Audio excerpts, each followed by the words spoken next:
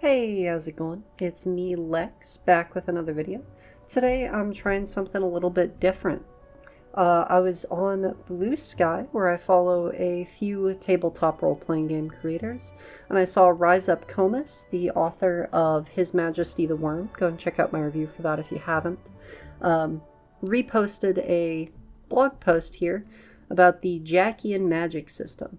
I have not read this post, and I decided it would be interesting to record it, get a first impressions and a wrap up at the end instead of reading everything ahead of time and having everything sort of premeditated like I tend to do.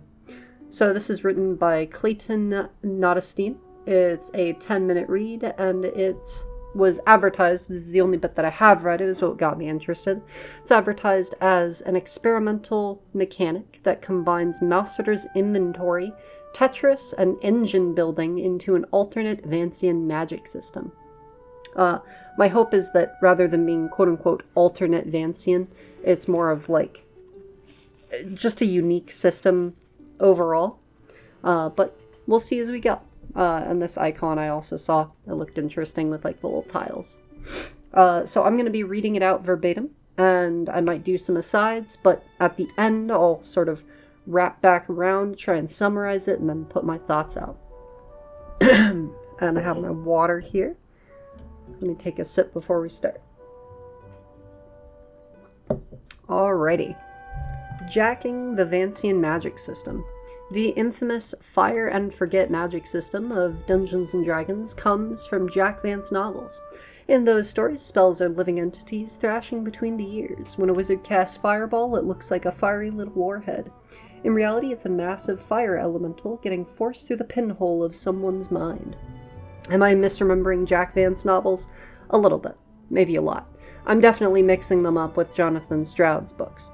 Either way, what matters is this. D&D's magic system is just one approach. I'm interested in alternatives. So yeah, right away, that's pretty promising. Alternatives as opposed to just a slight modification. Imagine this. Every wizard's mind is a fortress, built to contain the demons inside their head. As the wizard grows in power, their mind fortress expands, deepens, and evolves to find, trap, and feed its inhabitants.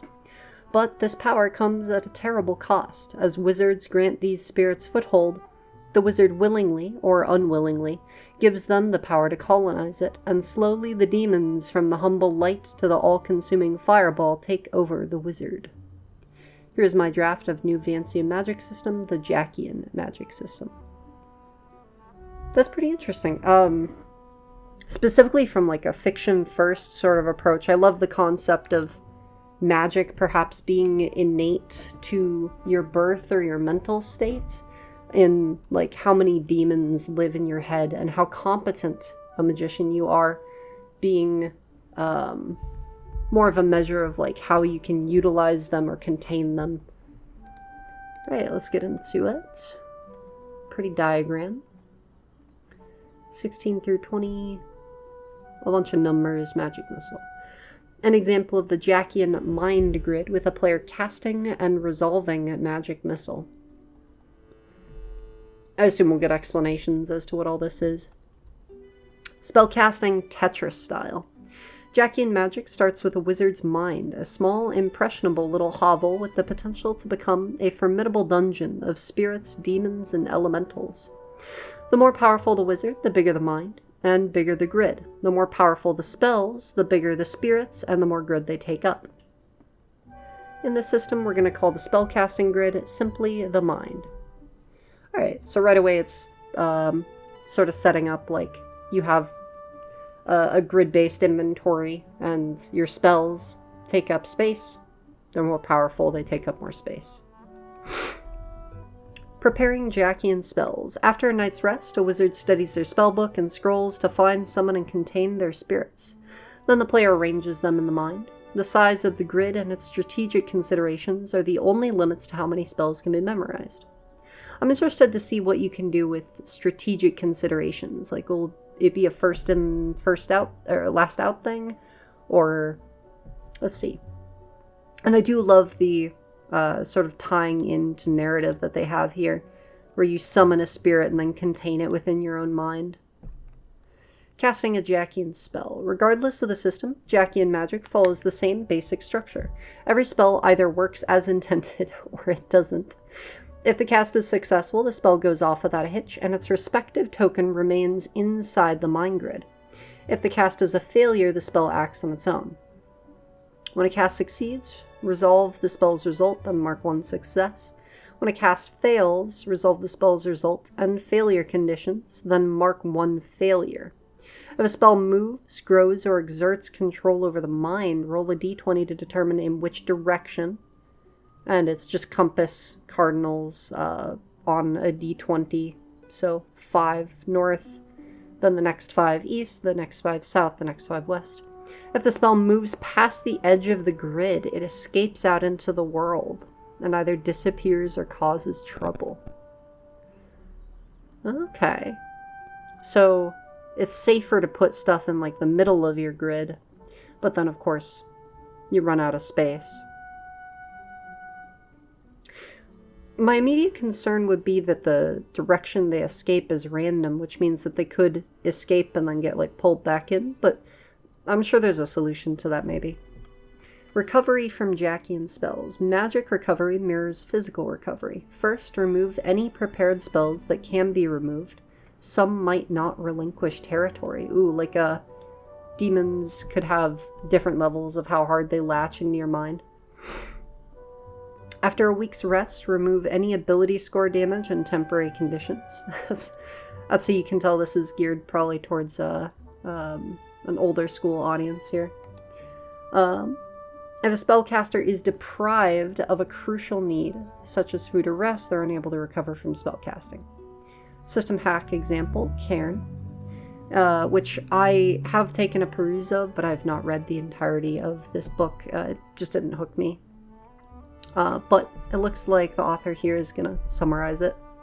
In Cairn, every spell is represented by a singular spellbook that takes up 1 inventory slot, which means that wizards in Cairn are walking libraries, committed to carrying nothing else besides spellbooks. With the Jackian Magic system, those spells are relegated to a single extra bulky spellbook, which takes 4 slots, while the prepared spells take up slots in their mind. Unlike in Cairn 2e's normal system, you must make a will save every time you cast a spell. In the Jackian Magic system, there's always a tactical risk with casting. On a failure, the spell exerts control and triggers failure results. Advancements drawn on the grid in red.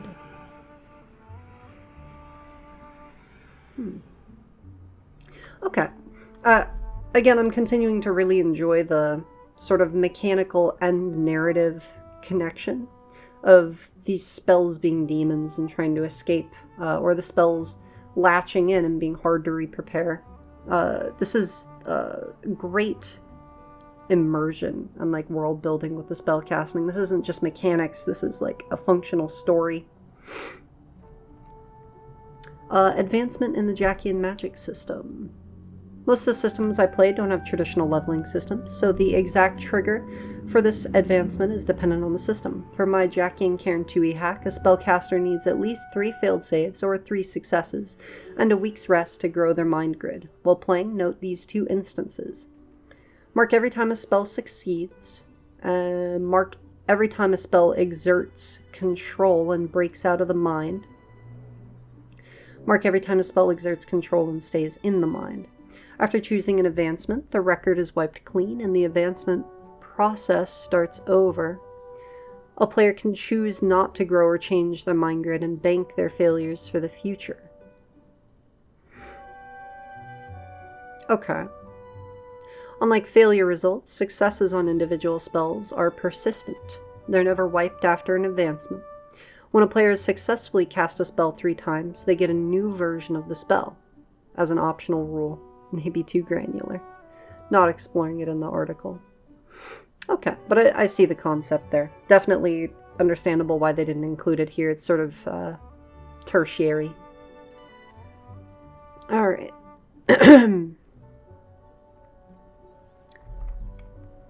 Keep only to add 1 additional empty slot to your mind's grid. It takes 3 casts breaking out of your mind. Moat adds an unbreachable side to a slot in your grid. It can border another slot or the edge of your mind. Nothing can break through this moat. If a spell's failure condition is contingent on breakout, nothing additional happens. And you need 3 casts to exert control inside your mind.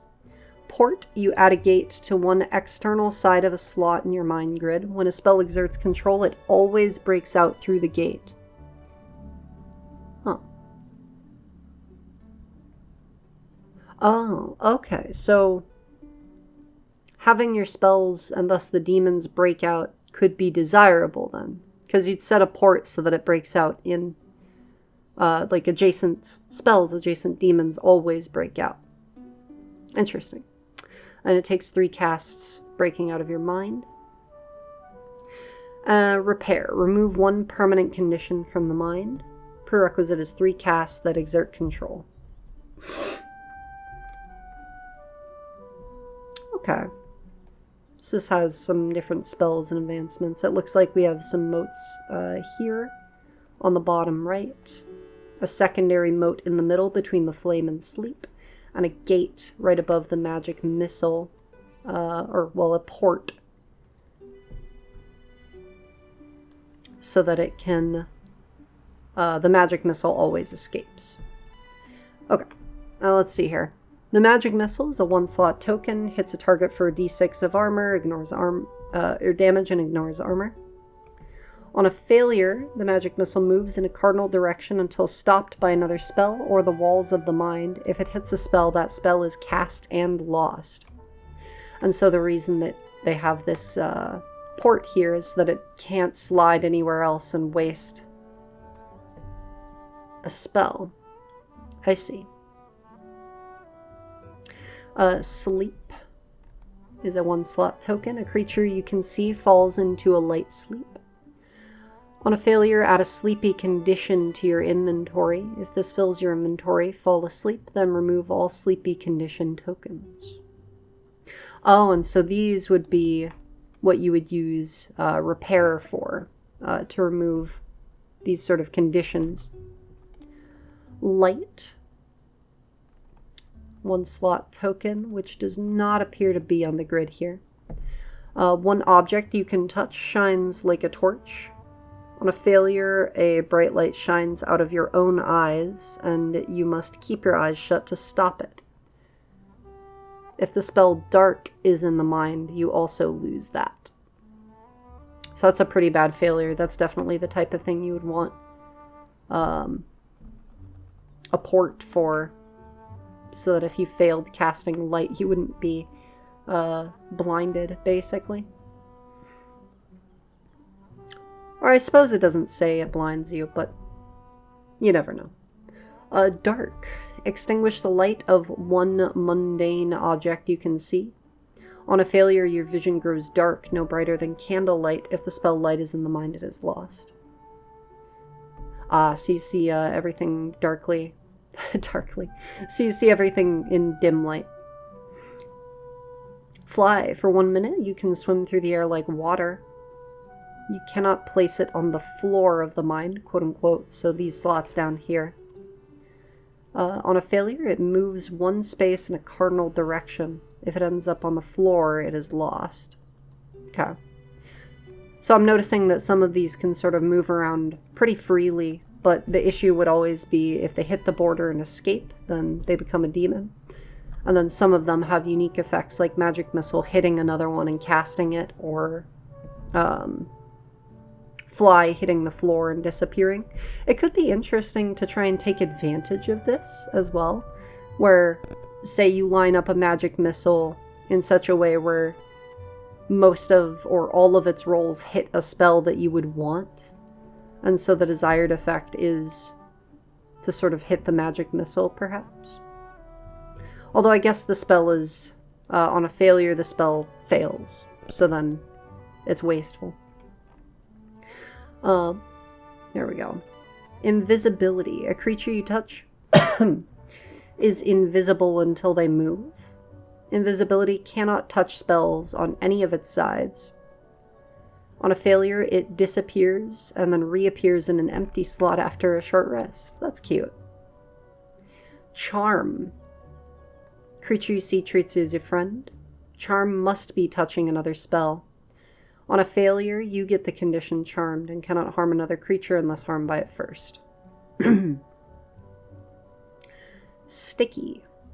An object you can see becomes extremely sticky. Sticky must be touching a wall of the mind's grid. Anything that touches sticky cannot move in the mind. Although, I assume it could likely escape. On a failure, you add a sticky condition to your inventory, and nothing touching it can be moved without time and effort. Oh, when they say inventory, they meant the actual inventory. I see. For those unaware, Karen has a slot-based inventory system, so this and the sleep token would both take up actual space with which you can carry things. Shield. A creature you touch is protected from mundane attacks for 1 minute. It's immune to collisions with other spells in the mind, so if a magic missile hit into it, it would do nothing. On a failure, add a bulky, heavy condition to your inventory. And I'm going to skim over the rest of these. I assume you can likely see where these are going. If you're more interested in them, you can pause, or you can go and check out the blog post itself. I'll link it down below. But so far, these are some great examples. I do want to read Fireball. A torrent of flame erupts from your hands, setting a room you can see ablaze. On a failure, the fireball doubles in size. Oh, so it would go from a 1x1 to a 2x2. On a collision, it consumes other spells. And if it escapes the mind, a second version of the spell is cast with you at its center, and you're not immune to it. So it slowly consumes your mind and the other spells in it, and when it escapes, it just detonates. That's... whew. Alrighty. An example of a mind grid with spells interacting with each other. So here, I'm not quite sure because I thought this symbol at the top was a gate, which would mean the magic missile would automatically escape rather than sliding and hitting the flame. But I could be wrong. The theory behind Jackian Magic. Jackian Magic combines two influences, the idea of spell casting in Dungeon Crawl Classics and my love for tile laying and deck building board games. As is often the case, when I first heard of DCC's magic system, I imagined a drastically different experience than the one on the page. Both systems are maximalists. They transform your spellcaster. The intended goal of the Jackian Magic system is to create something more innately interactive. By design, Jackian spells are more reliable. The spell always happens. More predictable. The spell has an internal logic, and more interactive. Outcomes vary depending on player choice. When Jackian spells go haywire, they often set off chain reactions, escalate, and reveal hidden strategies and patterns. I want players to brainstorm their spellbooks and design their mind grid like they might a tableau or deck of cards. What happens when you place the spell shield in your mind just so it interacts with other spells on the grid? That's my kind of system. How to design Jackian spells. This system hasn't been tested, so user results may vary. Here's what I think needs to go into every Jackian spell to make them feel suitably magical. All Jackian spells should have one or more prep requirements, either placement requirements, relationship needs, lore requirements, or a size or shape difference. And they must have 2 or more failed cast results, like transforming, moving, collision result if they bump another one. An escape result. By default, most spells are simply lost, but some explode or go wild. Can create mind conditions or physical conditions to fill up your slots. Final thoughts. In an ideal world, this subsystem finds a loving home in a game with lots of cool inventory management mechanics. The kind of game where tile laying and engine building feels like a natural extension of mechanics already there. None of my projects need a super in-depth magic system right now, so feel free to steal this for your own projects, or make some spells for it and tag me online. And then they have some resources. Alrighty. Well, that is Jackian Magic. I love the concept. I think that the premier thing for me out of all of it is how tied together it all is. The narrative and the mechanics are working in complete tandem here. But I also, a close second for me is the interactive mechanics. As they point out down here about wanting things to sort of tie into one another, and you want to, for example, prepare shield just for the interactions it has, not to actually cast it.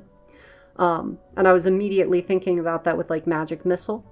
If you cast it, you get the effective Magic Missile, and if you fail the check, then it slides and slams into something else, and you can have a second cast. And that could lead to some very interesting layouts and, like, transformations of what spells are capable of. Where, say, maybe a Magic Missile isn't the most strong spell, but maybe something else has, like, a casting requirement, normally. But Magic Missile slamming into it automatically casts it, even though it consumes it. Very interesting there. I love the concept as well as a storyteller of things escaping out, and as a GM being able to grab those and create things out of them. The primary concerns I would have would of course be balancing the spells, and in particular balancing them against marshals and against enemies in whatever system you're playing or running. The system seems like it might be so in-depth that it might be fitting of a game that doesn't have non-caster characters, or if it does, they should have a system with similar amounts of interactivity and depth and power. But for example, seeing some of these spells and it's like turn invisible for a minute, and there's a chance that you just get to cast that over and over all day. Those are some concerns for sort of creating a functioning game that you can balance. So things to keep in mind definitely while designing adventures or designing the spells themselves. But I think the core of it is absolutely astounding and something that I would love to try to work with or play with. And just like a little sort of add-on to my How to Make an RPG series here, with sometimes you just see an idea and you really want to turn it into something, but I already have too many spinning plates to try and turn this into a project. And so instead, I hope that making this video pushes it out to a wider audience. Some of you can go check this out for yourselves and maybe write something with it or write something alongside it, anything like that. If you do, be sure to let me know in the comments below. I'd love to see it. But yeah, that's all for me. I think this was an amazing read, an amazing system. Thank you to the author. Once again, that's Clayton Notestine. That'll be linked down below. And thank you all for watching so much. I got a couple of plans for the new year. I'm trying to get more work done, but we're in the holiday season at work. My physical work, I should say. Not here on YouTube, but we're in the holiday season. It's very busy. I'm very tired when I get home a lot, but I am trying to keep things up for you guys, get things out. I should hopefully have a new tabletop game review coming out in the next month or so. Thanks again. I will see you all in the next one. Leave a like if you like the video, subscribe if you want to see more, leave a comment if you have any thoughts. See ya. See ya.